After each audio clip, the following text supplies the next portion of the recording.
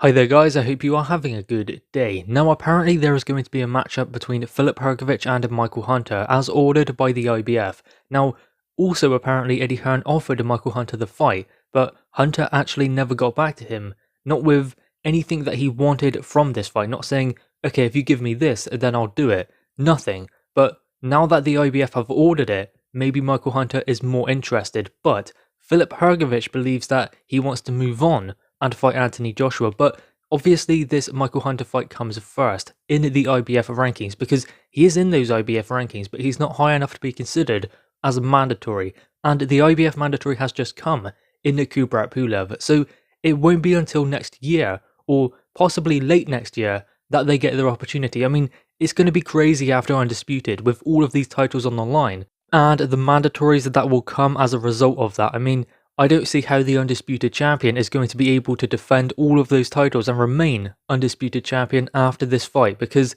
it's just going to be crazy. There's going to be a WBA mandatory, and if Dillian Whyte beats Alexander Povetkin, there will be a WBC mandatory. Even if Povetkin wins, you would have to believe that there will be a WBC mandatory next year. So the belts will be fragmented after Undisputed. Still though, Hrgovic believes that he can get towards an Anthony Joshua fight possibly next year, and his promoter Nisei Sauerland said he would rather him face Anthony Joshua than Tyson Fury. This is what he had to say: "I would prefer Filip Hrgovic to fight Anthony Joshua simply stylistically. They are both big, strong, but Filip can move better and is less robotic." So there we go, he clearly prefers Anthony Joshua to Tyson Fury for Filip Hrgovic, and of course, boxing is a game of styles, so styles make fights, just like Andy Ruiz versus Anthony Joshua. In the first fight, AJ struggled because he was fighting Ruiz's way, whereas in the second fight, AJ boxed him, taking Ruiz away from what he wants to do. Therefore, Ruiz couldn't get close enough to him to land anything significant. So you can see how the styles match up to make the fight that we will see. And Filip Hrgovic versus Anthony Joshua would be a great fight. I mean, his promoter is looking at it from the point of view that he believes that Hrgovic can beat Anthony Joshua easier than he would be able to beat Tyson Fury. But I'm looking at it from a different perspective. If you look at how exciting the fight would be, would a fight between Hrgovic and Tyson Fury be more exciting than Hrgovic versus Anthony Joshua? No, it wouldn't. The second one would be much more interesting, Hrgovic versus AJ. I don't believe that Hrgovic can definitely beat AJ. There is of course the possibility it is the heavyweight division. That being said, has Anthony Joshua proven what he is able to do in the heavyweight division? Has he proven his worth? Yes, he has. Hrgovic still needs to have those big fights. He still needs to be in a step-up fight, because unless he beats a Michael Hunter, then perhaps someone else, maybe even goes and fights someone like Deontay Wilder. That would be great, because we saw the sparring footage between those two in camp with David Haye when he was gearing up to fight Tyson Fury, no less. So that would be a great fight. They could make that later this year, although I suspect that that won't happen either. That is one big thing with Deontay Wilder. There are so many great fights on the horizon if he wants them, and that is the operative word, if he wants them. So there are many heavyweights out there, like Michael Hunter, like Filip Hrgovic, those kind of fighters that often don't get considered because there are also like Joseph Parker, Andy Ruiz. Those kind of fighters also are there. So there are plenty of heavyweights to match up in this year, because everyone is looking towards a world title opportunity, and they seem to not want to risk their position so that they can stay highly ranked. Then they'll get the call to be called as mandatory or for an eliminator, then they can move on. But currently it's undisputed this year, so no one is getting a world title opportunity, so the best thing they can do is fight one another. Case and point of that is when Michael Hunter was offered the Filip Hrgovic fight, but didn't even respond. Then the IBF call it, and he wants to 100% fight Filip Hrgovic. So you can see there that there needs to be something on the line. There needs to be a reason to take that kind of risk. I know that Michael Hunter has consistently taken tough challenges and he is known as the Giant Slayer, but still, you can see that there was a high-risk fight with Filip Hrgovic that perhaps he wasn't interested in unless there was a big reward. Now that the IBF have got involved, that is when Michael Hunter is on board. And I'm not saying it's just him. Other fighters in the heavyweight division, they do want that status also, so that they are guaranteed a world title opportunity down the line, instead of fighting someone for nothing on the line. Yes, good money, but still, they are not guaranteed to move on to the next point.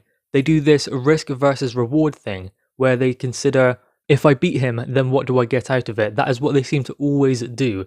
I mean, you can't really blame them. If you think that you fight, say, I don't know, Michael Hunter, or Michael Hunter fights Filip Hrgovic, then even if you win, you go back to being the same guy again, the avoided guy, the guy that doesn't get the big fights, because he got the fight with Alexander Povetkin in Saudi, then he recently fought, and no one even knew about it. So you can go like that, and that is the kind of mould of Michael Hunter's career, which is unfortunate because he's a great talent and a great addition to the heavyweight division. But still, he does that even if he beats Hrgovic. Perhaps he still doesn't get a big fight. So what does he do in turn? He doesn't fight him, but the IBF come along and order it. Then he's in a good position because that gives him a good standing within that governing body, and he will get a bigger fight next time around if he is able to beat Hrgovic and puts him in good stead for a world title opportunity. And let's be real, the one they always seem to look towards is Anthony Joshua, because what do they get with AJ? They get a world title opportunity, the unified champion, but the money that is on the table is much higher than anyone else in the heavyweight division. So they all want to fight him, and they do see this vulnerability about him after the Andy Ruiz Jr. fight. They seem to be more inclined to force their way towards AJ because of that fact, but AJ shown vulnerabilities in that fight, which were of an inexperience more so than anything else, not being chinny or anything like that, because if you look at this stat, Anthony Joshua has never been knocked down by someone he hasn't knocked down first, so that does tell you that it is inexperience, and both times the reason why he got hurt or gassed out was because he rushed in. You can see that in the Klitschko fight. He dropped him in the 5th round, then he got tired at trying to get rid of him. He put so much into that 5th round that eventually in the 6th round he was dropped himself, but still managed to come back. Andy Ruiz was a bit different, but still the same thing applied. In the 3rd round, knocked him down, put a lot into trying to get him out of there, left himself open, and got dropped, and in the end stopped in the 7th round. But after that, Anthony Joshua has improved. He's gone back to the drawing board, and he's not necessarily a different fighter, but he is a lot more patient. So those guys who do want to face him, they do have this imagination of what they're going to do in the ring. Pulev did, and they get in there and it's completely different. I would imagine it's similar to when someone fights a Joe Joyce. They expect him to be slow and easy to hit, but you can tag him and he keeps going forwards. He doesn't get tired, and he's probably a lot more powerful and explosive than you see outside of the ring. It's different being in there. I mean, Daniel Dubois thought that he was going to take Joe Joyce apart. He thought he was too fast, too explosive, and that Joe Joyce was always there to be hit. But look what happened in the fight. Those are the things that seem to happen. Tony Bellew was another one. Didn't necessarily look the best on tape, but when fighters got in front of him, it was a whole different ballgame.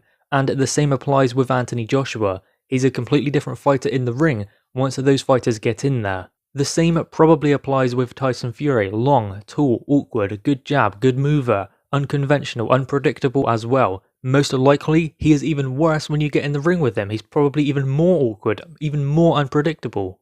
And it goes back to the saying from Mike Tyson, everyone has a plan until they get hit, and that is so true, especially in the heavyweight division. And if Filip Hrgovic wants to go after Anthony Joshua, then that's great. If he goes Michael Hunter, then perhaps he does get a shot at AJ next year, then that would be great. That's a great fight.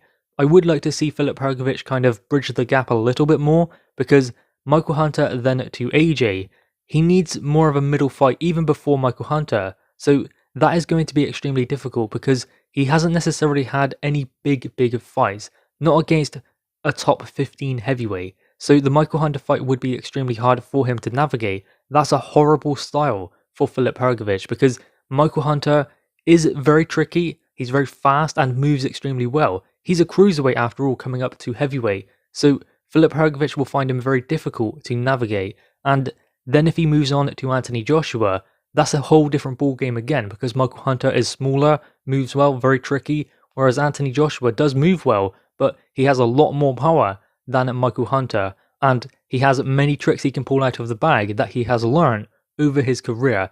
Filip Hrgovic doesn't necessarily have those things to call upon. That's where he might be found wanting when he gets to that level. And that is absolutely not because Filip Hrgovic isn't good enough, it's because if you look at his last opponent, Rydell Booker, who he stopped in the 5th round, That guy had 30 fights at 26 wins, 13 wins by KO and 4 losses. Not a bad record, but who is he beaten? What level has he competed at? He lost to Kubrat Pulev, and he lost to Jermaine Franklin in kind of like a domestic matchup. So, I mean, he doesn't have the resume. He hasn't had the right fights building him towards an AJ fight. So going Michael Hunter, then AJ is 2 big steps. I mean, the Michael Hunter fight is going to be a big step for Filip Hrgovic. So it does take the necessary fights at the right time to build the fighter to be ready for those kind of contests. So going back to Nisei Saulin's words, what has Filip Hrgovic done to prove that he has the ability to beat Anthony Joshua? Looking at his resume alone, what tells you on that he can beat AJ? Because AJ's resume tells you something completely different, that he has been competing at world level for his last, 6, 7 fights, maybe even more. And that is the difference between them, the difference that Filip Hrgovic needs to bridge before thinking about an Anthony Joshua fight. Guys, anyway, what are your thoughts on this? Make sure you leave your thoughts in the comments below, leave a thumbs up, and subscribe if you are new. Thanks guys.